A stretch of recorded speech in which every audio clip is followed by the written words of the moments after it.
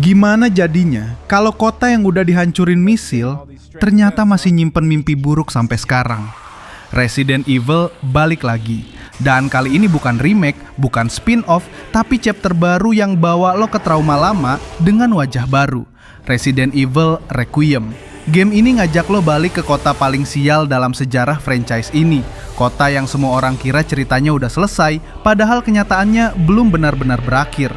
Jadi, kenapa kita disuruh balik ke Raccoon City lagi? Yes, Raccoon City, kota kecil di Midwest Amerika, markas Umbrella, tempat outbreak zombie paling chaos tahun 1998.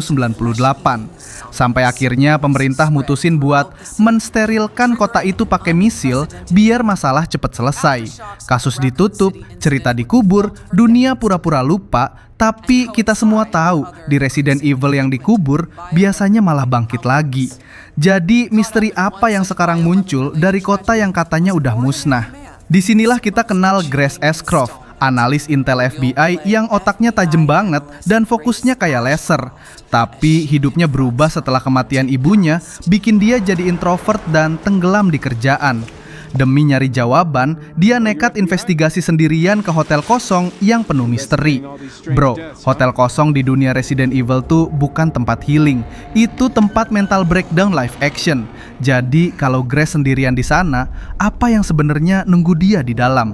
Terus legend kita akhirnya muncul. Leon S. Kennedy, survivor Raccoon City Incident, cowok yang hidupnya kayak punya subscription bulanan sama zombie apocalypse. Setiap outbreak pasti ada Leon. Sekarang dia agen di SO spesialis bioterorisme, lebih berpengalaman, lebih dingin, tapi trauma masa lalu jelas belum hilang. Dan kasus kematian misterius di Midwest bikin dia balik lagi ke akar masalahnya. Tapi kenapa kasus ini cukup penting sampai Leon harus turun tangan sendiri? Yang bikin Requiem menarik, cerita Grace dan Leon gak berdiri sendiri.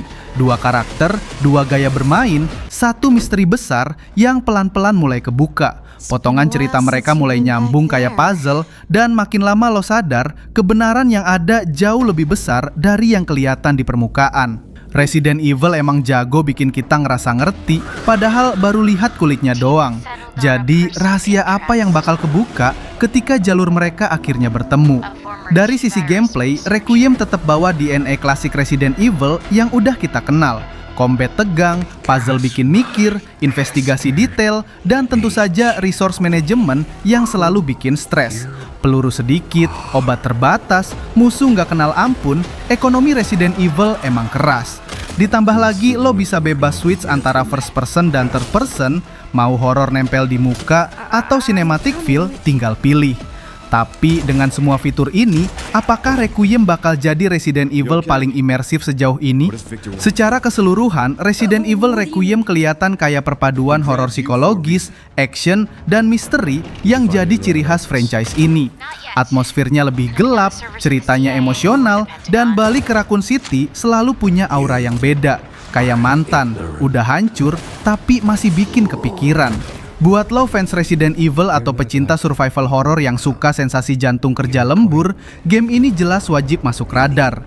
Jadi sekarang pertanyaannya, lo siap balik ke Raccoon City atau trauma lama masih cukup buat bikin lo mikir dua kali?